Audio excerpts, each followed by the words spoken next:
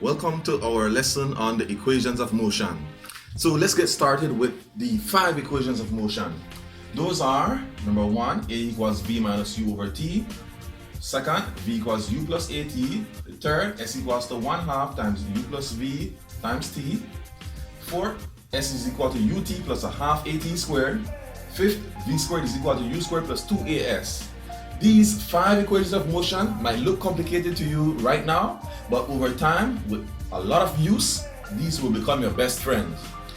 Next, you need to know what these letters stand for, right? So let's just go over those. The A is the acceleration, the U is the initial velocity, V is the final velocity.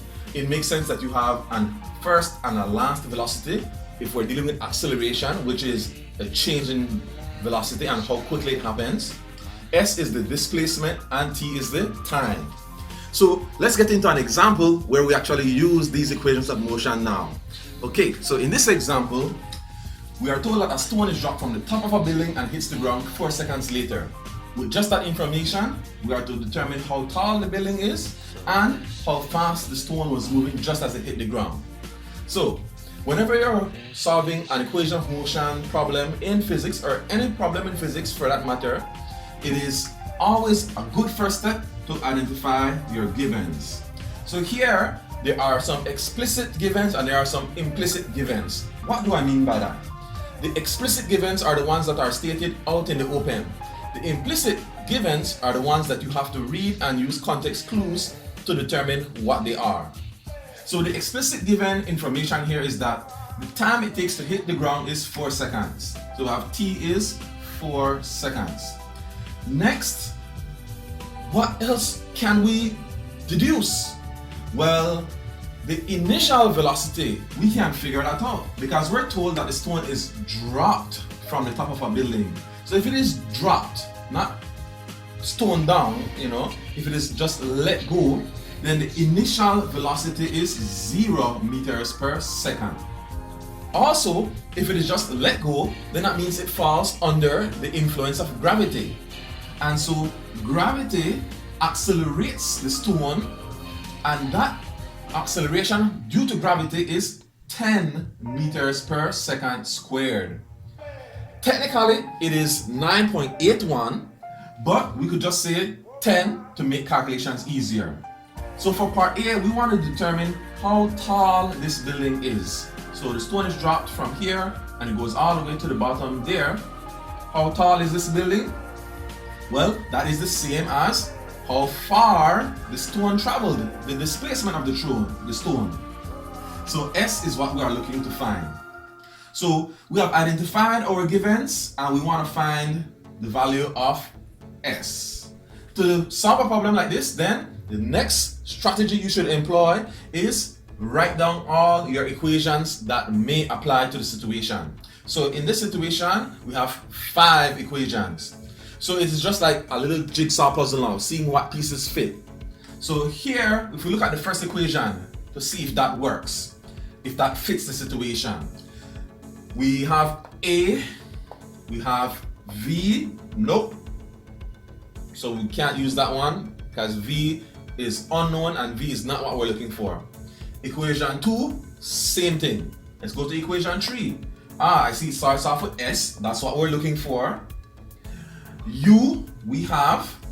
V, we don't have. So once again, that eliminates equation 3. How about equation 4? Starts off good, we are looking for S. We want U, we have U. T, we have T. A, we got the A. And T again, yeah, we have that. So equation 4 is the equation that we should use.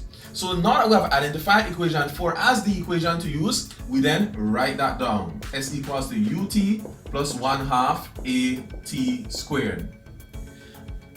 Just to make sure, let's see if 5 would work. Bam, 5 starts with V and we don't have V and we don't have S. Since there are 2 unknowns, we can't use equation 5. Equation 4 is where it's at. So let's substitute and see what we get. So our initial velocity is 0. Our time is 4 seconds. The acceleration is 10, and again the time is 4 seconds. So here, luckily for us, the initial velocity, because it was dropped, was 0. So 0 times 4 is just 0. And then all we're left with is 1/2 times 10 times 4 squared. So when you're working this out, please remember to follow your order of operations. All right, whether you call it BEMDAS, BODMAS, PEMDAS, whatever it is. Here, we should do these exponents before we do the rest of the multiplication. So 4 squared is 16. And then 1/2 times 10 times 16. So 1/2 times 10 is 5. 5 times 16 is 80. Or you could have said 1/2 of 16 is 8. Then 10 times 8 is 80. Whichever way you work it out, 80 meters is your answer for part A. So the building is 80 meters tall. Let's move on now to part B. How fast the stone was moving just as it hit the ground.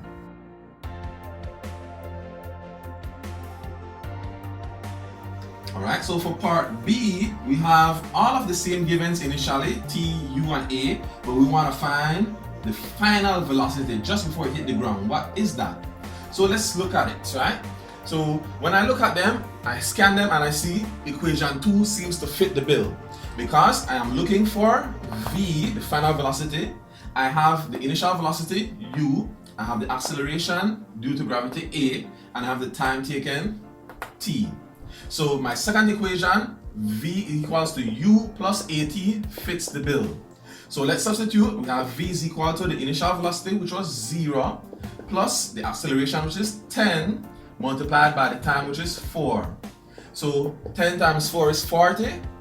40 plus 0 is just 40. So 40 meters per second is the final velocity of the stone just as it hit the ground. Let's go on to another example. Okay, so in this example, let's say we have a car that accelerates from 72 kilometers per hour to 90 kilometers per hour in a time of 5 seconds. Find the displacement of the car and the acceleration of the car. So, like I said, we should start off by identifying our givens. It accelerates from 72 kilometers per hour to 90 kilometers per hour. So that means that the initial velocity is 72 kilometers per hour. The final velocity then, V, is 90 kilometers per hour. The time, T, is 5 seconds. For part A, we want to find the displacement, S.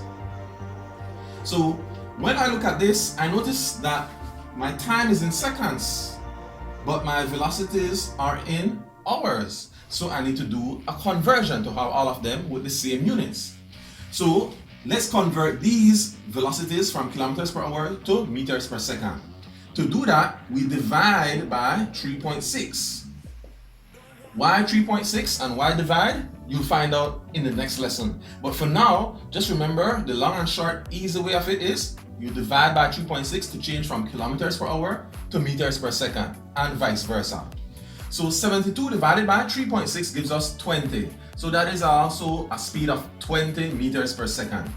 90 divided by 3.6 gives us 25. So the final velocity is 25 meters per second. Next, we then proceed to identifying which formula is going to work. So we want to find the displacement S. So 1 and 2 doesn't have anything to do with that. Only possible ones are 3, 4, and 5. Let's look at equation 3. We want to find S. We need to have U, we have that. We need to have V, we got that. And we need to have T, we got that. We got this. So let's see. Using S is equal to 1/2 times U plus V times T, when we substitute, I will have 1/2 times 20 plus 25 times 5.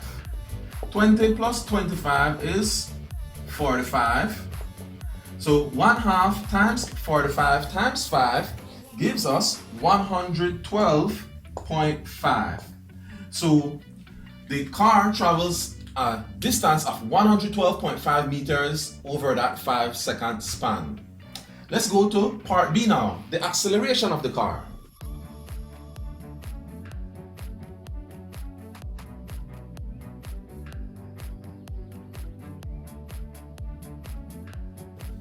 Alright, so for part B, let's see. Let's say we use equation 5, right? In equation 5, we need to have V, we got that. We need to have U, we got that. We need to have S, we just found that. The only piece of the puzzle left is A. So let's say we're using V squared is equal to U squared plus 2AS. When we substitute into this formula, we will have 25 squared is equal to 20 squared plus 2 times the acceleration times S, which was 112.5. So 25 squared is 625, 20 squared is 400, 2 times 112.5 is 225. Transposing, I'll have 625 minus 400 is equal to 225A.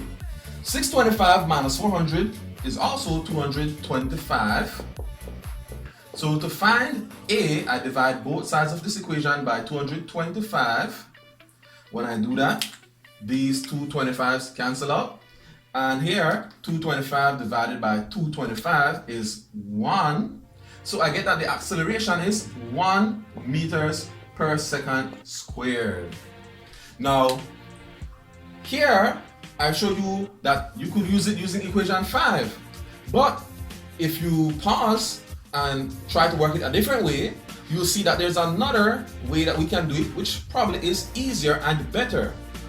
Pause the video and see if you can do it another way,